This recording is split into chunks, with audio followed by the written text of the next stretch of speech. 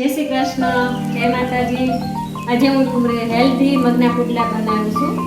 તો એના માટે મેં એક વાટકી મગ લીધા છે, થોડો ચણાનો લોટ લીધો છે, થોડો રવો લીધો છે, થોડી ડુંગળી, કોબીજ, ગાજર અને ધાણા અને આદુ મરચાં.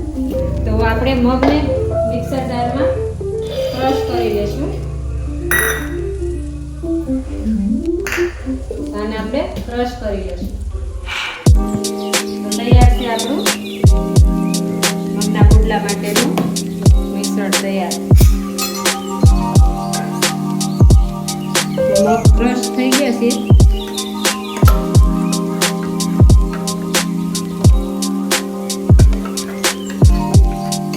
એમાં જ આદુ ને મરચાં નાખીશું. હવે એમાં આપણે ગાજર નાખીશું, કોબી, ડુંગળી, થોડો બેસન અને થોડો રવો, થોડો લીંબુનો રસ ખટાશ માટે. તમારે દહીં નાખવું હોય તો તમે દહીં પણ નાખીશું અને થોડાક લીલા ધાણા. એકદમ મિક્સ કરી દઈશું.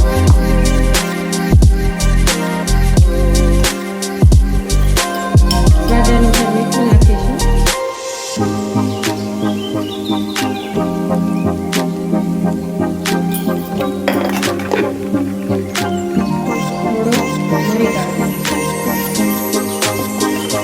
બધું આપણે મિક્સ કરી દેવું અને જરૂર લાગે તો પાણી નાખવાનું.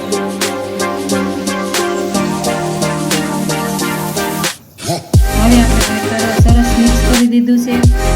હવે આપણે